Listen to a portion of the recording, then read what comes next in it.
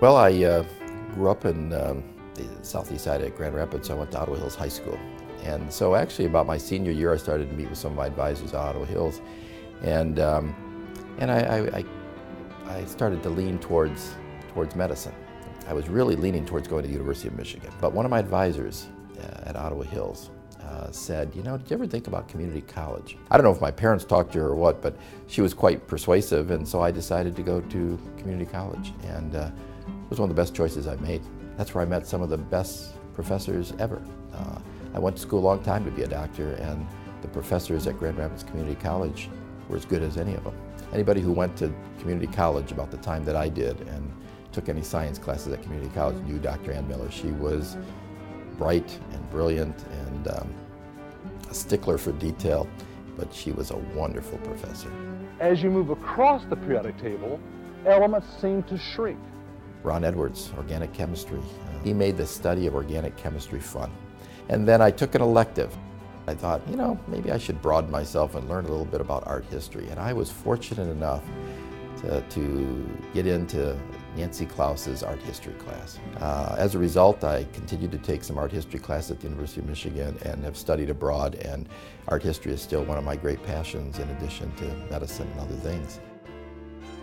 I won what was called at that point the Arthur Andrew Award, which was given to the valedictorians. There were two of us that had perfect 4.0 averages through community college for 2 years, and I was one of them. And I received that award in 1974 and went on with a scholarship to the University of Michigan and then on to medical school from there. Western Michigan has always been home for my family since for a long time, almost approaching 100 years now. And so when I was done with medical school, you have to pick where you do your residency. And as it turned out, I decided to go to Butterworth Hospital for my training in internal medicine. From there, I stayed on as staff in 1983. In 1987, my group wanted me to start kind of running the practice, and that was unusual. I started talking to them about the possibility of getting doctors of different specialties to work together. It just made a lot of sense to me. I felt it was important for giving better care to patients. I thought it was a better way for doctors to practice. So we started Michigan Medical PC, or MMPC. And when we started in 1989, we had 4 doctors and 8 employees, and by 2007, we were up to about 300 providers and 1,500 employees. So subsequently now, MMPC has folded into the Spectrum Health Medical Group. At about that time, I moved into a family business that my brother and father had started. So now I'm kind of strictly a business person, still have some influence in the healthcare arena. So I've had kind of three different types of careers. I was involved in the presidential search that helped bring President Ender here, and a wonderful man who was just going to take the college to the next level. And so as a result of that, they asked me if I would participate and chair the capital campaign, and I said, yes, I'll be happy to participate in it. The community college is such a jewel. I mean, there's nothing else like it in this region. We have wonderful 4-year colleges, we have medical school down in the area, we've got a lot of unique things, but I can't see this area without having the community college here. It is vital now. It is not only a wonderful thing to have here, it's a necessity. I'm clearly honored and very pleased. The recognition is wonderful, but again, I'm the one that should be thanking the community college for the impact that it had in my life.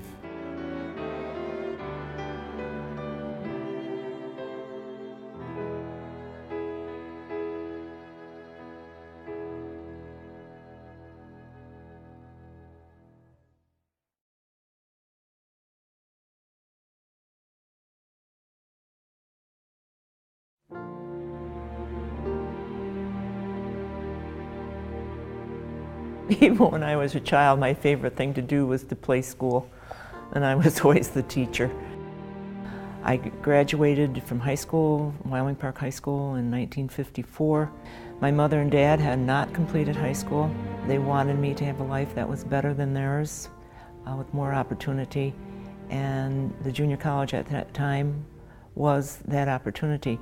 Today, 50 years ago, in 1954, this same week, I boarded a bus in suburban township of Wyoming, deposited 25 cents, and arrived downtown Grand Rapids and walked onto this campus for the first time.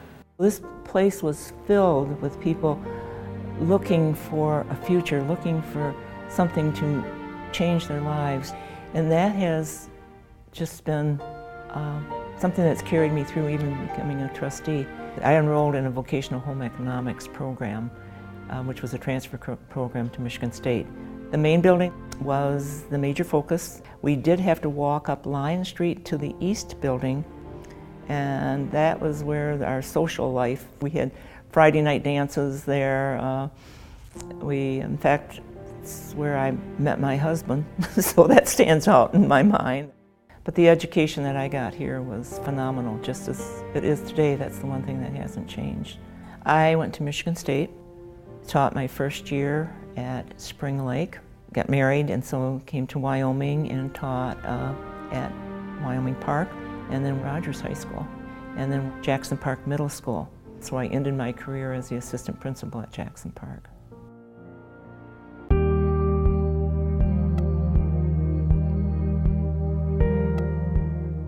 There was a field of 25, 3 women, 22 men, and 3 women won. So that was my 2 years has turned into 20. Yes, I've lasted through 3 presidents and an interim president. I've been through 3 presidential searches, and it's just been an amazing ride. What stands out is that we are the hope for so many people to continue either finding a new job, finding a career, changing their life. That has stayed the same. The quality of the teaching is the same. Leaving is not easy.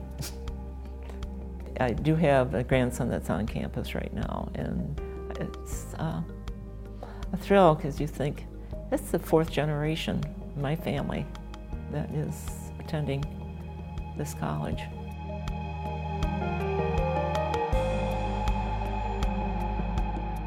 Whoever fulfills this role as trustees must represent this entire community, must continue to maintain that hope that this college has to provide for so many people.